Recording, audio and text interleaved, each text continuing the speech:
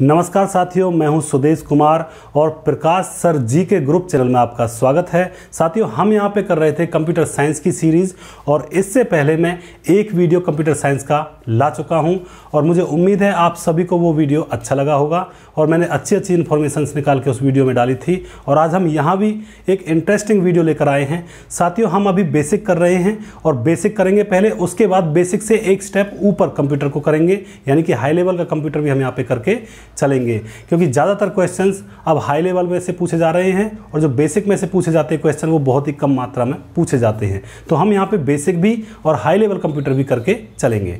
तो ये जो लेक्चर होने वाला है ये साथियों बेसिक है आपका और क्लास नंबर 2 है। ये दूसरी क्लास यहाँ पर लेकर आया हूँ, इससे पहले एक क्लास में ऑलरेडी ला चुका हूँ। तो चलिए स्टार्ट करते हैं। आज हम करेंगे कंपोनेंट्स ऑफ कंप्यूटर। साथियों, ये जो टॉपिक है ये बहुत ही इंपॉर्टेंट है आपके एग्जाम पॉइंट ऑफ व्यू के लिए, क्योंकि इनमें से कंपोनेंट ऑफ कंप्यूटर में से बहुत सारे क्वेश्चन आपके सरकारी एग्जाम में पूछे जाते हैं, जैसे कि एस्टेट है, रीट है और बहुत सारे जो सरकारी एग्जाम होते हैं उनमें इनमें से क्वेश्चन बहुत सारे पूछे जाते हैं। तो आज हम करते हैं कंपोनेंट्स ऑफ कंप्यूटर। कंप्यूटर के कंपोनेंट्स क्या होते हैं उनके बारे में हम यहाँ पे जानेंगे। तो देखिए, सबसे पहले देखते हैं सीडी रोम। सीडी रोम का मतलब क्या होता है साथियों? सीडी रोम के बारे में जानते हैं। आपने देखा होगा पहले हम सीडीज़ कंप्यूटर के ऊपर लगाते थे और सीडीज़ के ज़रिए हम मूवी देखते थे या गाने देखते थे या कोई भी सॉफ्टवेयर कंप्यूटर के अंदर इंस्टॉल करते थे, तो उसे कहते थे हम सीडी। और उस सीडी को हम जिसके अंदर लगाते थे, जिस ड्राइव के अंदर लगाते थे, उसे कहते हैं सीडी रोम। साथियों, ये रीराइटेबल नहीं होती है, ये रीराइटेबल नहीं होती है, सिंपल होती है। अब इसकी फुल फॉर्म देख लेते हैं। सीडी रोम की फुल फॉर्म क्या है? Compact disc read only memory.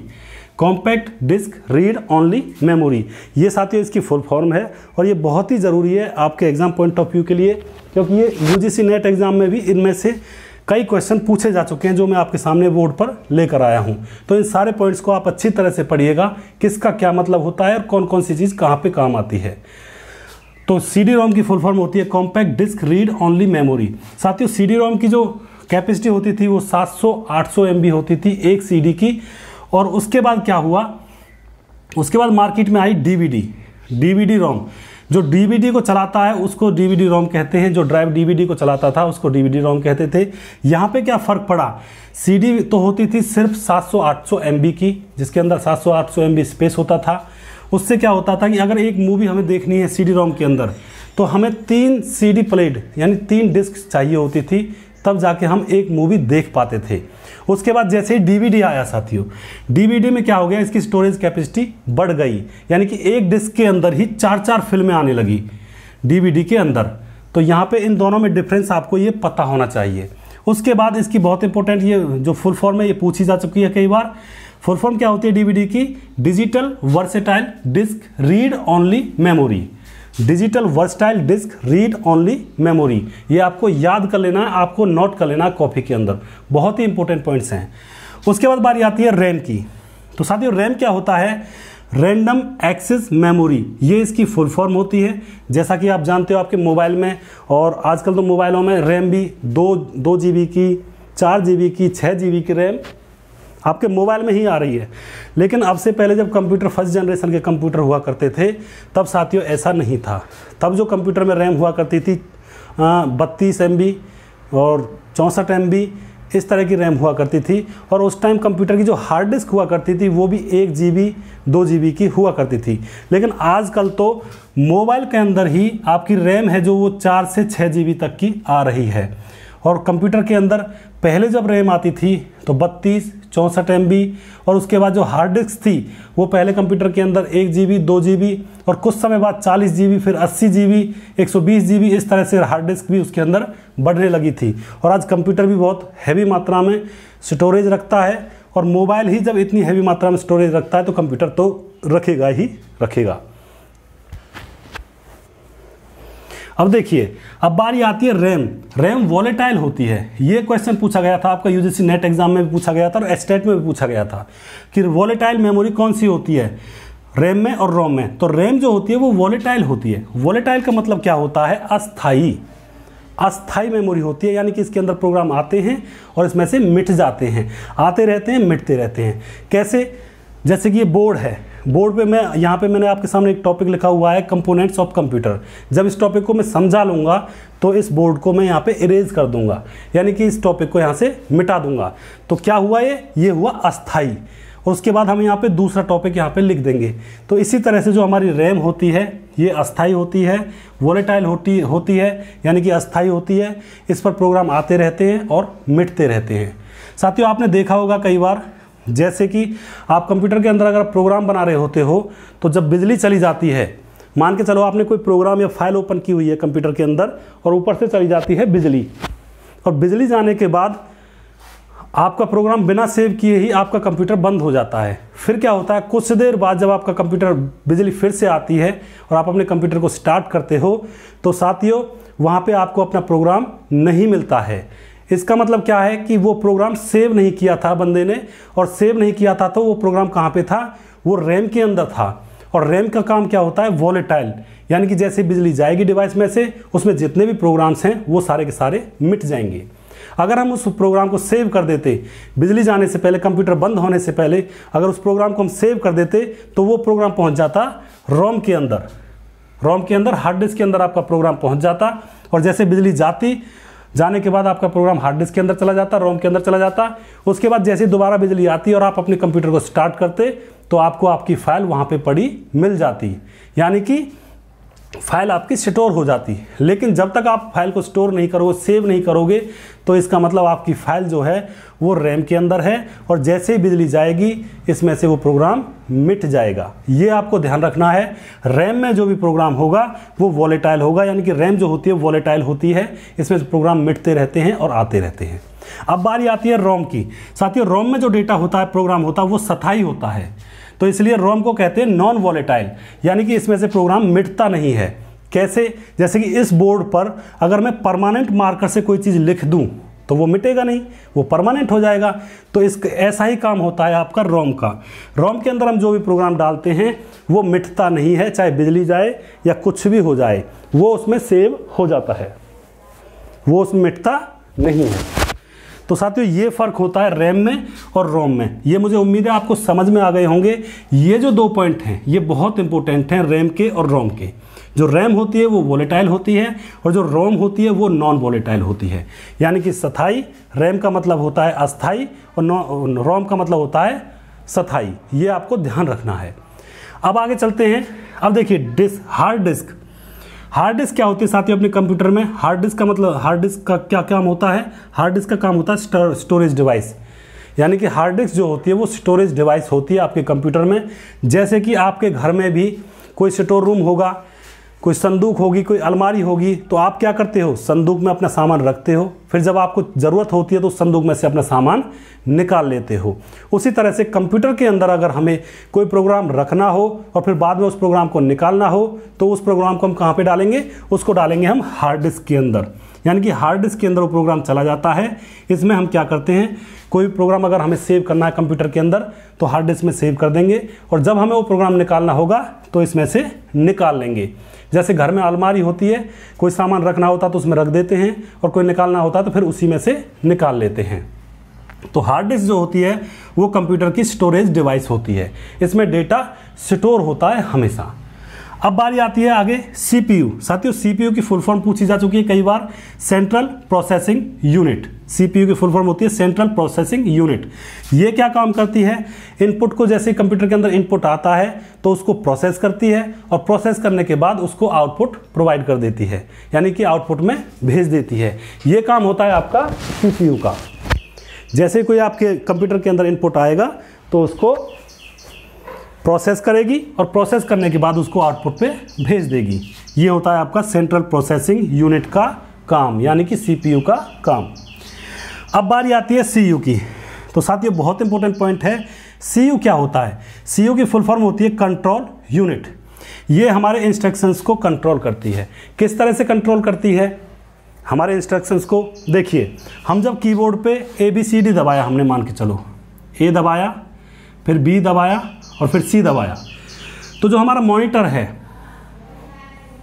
उस पर हमें लिखा हुआ दिखाई देगा A, B और C। आपको पता है कीबोर्ड से हम दबाएंगे ABC तो यहाँ पे ABC ही लिखाई लिखा हुआ दिखाई हमें देगा। तो ये किसका कमाल होता है, इसको अरेंजमेंट करना किसका कमाल होता है, सीयू का कमाल होता है।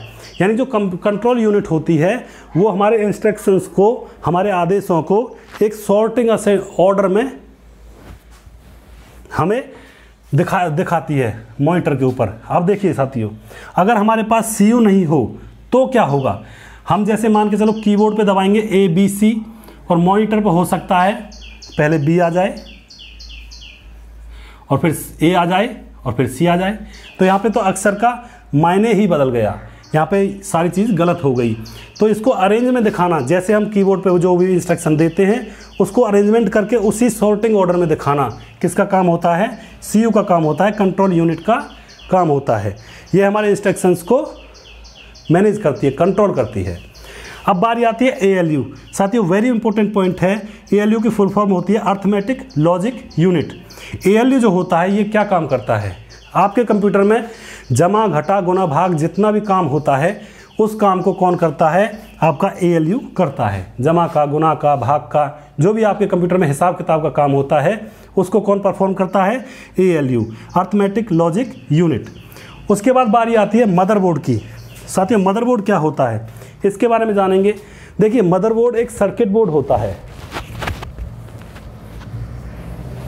आपके कंप्यूटर के अंदर सर्किट बोर्ड होता है मदरबोर्ड, उसको हम सर्किट बोर्ड कहते हैं। लेकिन अब यहाँ पे प्रश्न ये उठता है कि इस सर्किट बोर्ड को हम मदरबोर्ड क्यों कहते हैं।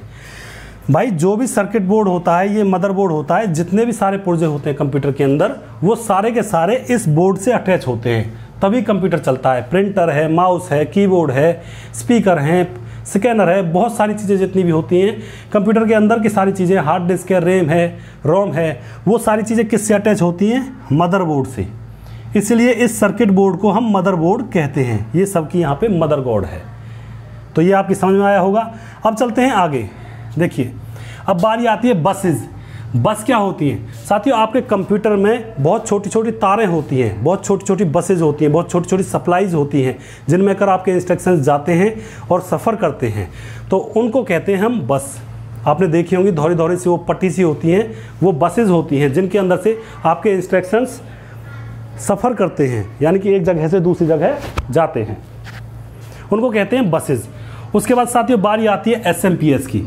SMPS क्या होता है, जैसे कि बाहर से आपके कंप्यूटर में बिजली हाई लेवल में आती है, हाई वोल्टेज में जाती है, लेकिन इस हाई वोल्टेज को अगर डायरेक्ट हम कंप्यूटर के अंदर अप्लाई कर दें तो हमारे जो छोटे छोटे रजिस्टर्स हैं मदरबोर्ड के अंदर, छोटी छोटी बसेज हैं, छोटे छोटे कंडेंसर्स हैं, वो सारी की सारी चीज़ें जल जाएंगी, फूक जाएंगी। तो SMPS का मतलब क्या होता है, SMPS जो हाई वोल्टेज आती है, जो हाई वोल्टेज हम कंप्यूटर के अंदर लगाते हैं, उस हाई वोल्टेज को लो वोल्टेज करके आगे कंप्यूटर को प्रोवाइड करता है। यानी कि जितनी ज़रूरत कंप्यूटर को होती है बिजली की, उतनी बिजली ये आगे कंप्यूटर के अंदर सप्लाई करता है। इसको हम स्टेबलाइजर भी कह सकते हैं कंप्यूटर का। जैसे वोल्टेज होती है, स्टेबलाइजर होती है घरों में, फ्रिज के ऊपर रखी रहती है स्टेबलाइजर, जितनी बिजली फ्रिज को चाहिए होती है उतनी बिजली वो स्टेबलाइजर देता है। उसी तरह से जितनी बिजली कंप्यूटर को चाहिए होती है उतनी बिजली कंप्यूटर को SMPS प्रोवाइड करता है। अब बारी आती है साथियों कीबोर्ड की। कीबोर्ड आप जानते होंगे, जो भी हम ABCD जो भी कुछ दबाते हैं वो कंप्यूटर के अंदर जाके छप जाता है। और साथियों कीबोर्ड जो होता है वो इनपुट डिवाइस होती है, ये आपको थोड़ा सा यहाँ पे ध्यान रखना है। उसके बाद बारी आती है माउस। माउस जो होता है आपको पता होगा, माउस क्लिकिंग डिवाइस होती है और ये इनपुट प्रोवाइड करती है कंप्यूटर को, क्योंकि हम जब किसी भी ऑप्शन पे क्लिक करते हैं तो वहाँ पे कंप्यूटर को इनपुट मिल जाता है। तो माउस भी आपकी इनपुट डिवाइस होती है। उसके बाद बारी आती है मॉनिटर। साथियों मॉनिटर जो होता है वो आउटपुट डिवाइस होती है, क्योंकि कंप्यूटर के अंदर से इंफॉर्मेशन निकाल के हमारे सामने दिखाता है हमें, तो ये हमारी आउटपुट डिवाइस होती है और ये कंपोनेंट्स ऑफ कंप्यूटर के अंदर भी आता है। उसके बाद बारी आती है प्रिंटर। प्रिंटर भी आउटपुट डिवाइस होती है। प्रिंटर आप जानते होंगे, जो जिससे आप कागज़ के ऊपर प्रिंट करते हो, कंप्यूटर के अंदर से इंस्ट्रक्शंस को निकालकर कागज़ के ऊपर छापते हो, उसे हम प्रिंटर कहते हैं। और प्रिंटर कंपोनेंट्स ऑफ कंप्यूटर भी है और ये आउटपुट डिवाइस भी होती है। उसके बाद बारी आती है पेन ड्राइव। साथियों पेन ड्राइव जो होती है वो क्या होती है, पेन ड्राइव का मतलब होता है कि एक कंप्यूटर से डेटा को निकाल के दूसरे कंप्यूटर में डेटा को डाल देना। पेन ड्राइव का क्या मतलब होता है, एक कंप्यूटर में से डेटा को निकाल के दूसरे कंप्यूटर में डेटा को डाल देना। क्या काम होता है, किसका काम होता है, पेन ड्राइव का। ये आजकल 10 GB, 12 GB, 14 GB इतनी क्वांटिटी में आ रही है, मतलब बहुत ज़्यादा हैवी क्वांटिटी में आ रही हैं। उसके बाद साथियों जो पेन ड्राइव होती है वो इनपुट डिवाइस भी होती है और आउटपुट डिवाइस भी होती है। क्योंकि इनपुट डिवाइस किसके लिए होगी? जिस कंप्यूटर के अंदर डेटा डालेंगे पेन ड्राइव से, उसके लिए तो इनपुट डिवाइस होगी, और जिस कंप्यूटर में से हम डेटा निकालेंगे पेन ड्राइव के जरिए, उस कंप्यूटर के लिए पेन ड्राइव क्या होगी? आउटपुट डिवाइस का काम करेगी। उसके बाद साथियों फ्लॉपी डिस्क, ये बहुत इंपॉर्टेंट है, एग्जाम में कई बार पूछा जा चुका है। फ्लॉपी डिस्क भी इनपुट और आउटपुट डिवाइस का काम करती थी। ये भी डेटा को एक कंप्यूटर से दूसरे कंप्यूटर में ले जाने का काम करती थी। लेकिन जब तक पेन ड्राइव नहीं आई थी, उससे पहले का काम किसका था? फ्लॉपी डिस्क का था। और इसकी जो क्वांटिटी होती थी, मात्रा होती थी, 1.44 MB का ही इसके अंदर स्पेस होता था।